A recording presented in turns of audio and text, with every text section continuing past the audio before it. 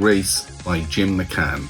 Powerful song about the marriage of Grace Gifford and James Plunkett a night before James Plunkett was executed by the British in 1916. My favourite podcast is Yacht Rock on Solar Radio. It's presented by Paul Clifford. Solar Radio is in London. Yacht Rock is a particular category of white soul music, and there's very few radio stations doing it, but when I can, I always listen in to Paul Clifford on Yacht Rock on Solar Radio.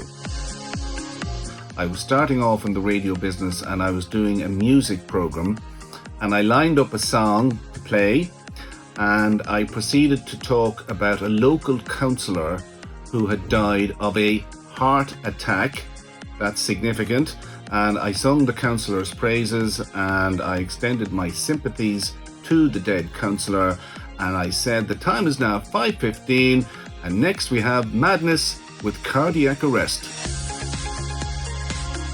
I think the best live performance I ever saw was Bruce Springsteen at Slane Castle back in June 1985. He performed for 3 hours, and the sound quality was so good you would actually think you were listening to the album. A brilliant show, and I never forgot it.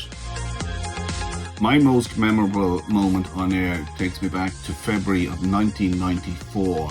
The INLA terrorist Dominic McGlinchey was shot dead late at night in Drogheda, and I had been working for Sky News out of Ireland at the time, and I was the first person on air with the story, and because it was so late at night, the news agencies in London were watching Sky News, and the words I spoke were repeated and quoted all over the world the next day. It was a memorable moment for me. It sort of opened my eyes about the power of the global media.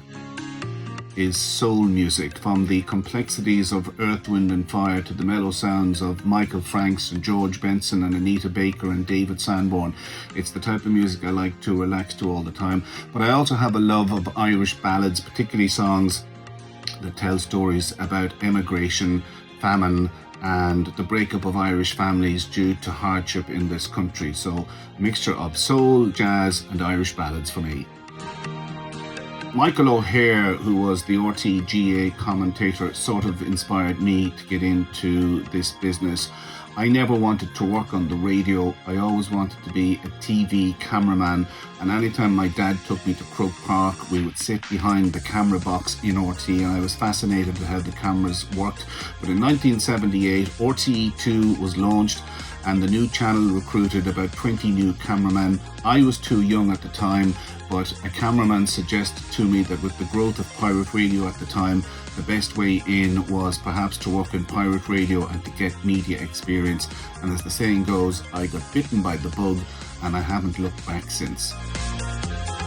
My dream interviewee would be Kim Jong-un, the leader of North Korea. He is probably the most secretive leader of any nation on planet Earth. It seems he has it in for the Americans. He hates all things Western, even though he went to school in Switzerland, and I think he'd be a fascinating interview, and if one did get the opportunity to interview him, we could learn why he has it in for the West so much. One thing that's not too well known about me is that I made media history back in 1990 when I originally worked for LMFM. The station came on air in 1989, and back in those days, the Jacobs Radio Awards all went to RTE programmes, as had been the case since 1962. But when I worked for LMFM, I did a documentary about Liam Riley from Dundalk taking part in the Eurovision Song Contest in Zagreb in Croatia. And I won a Jacobs Award, and in doing so, I won the very first national accolade for commercial broadcasting in this country.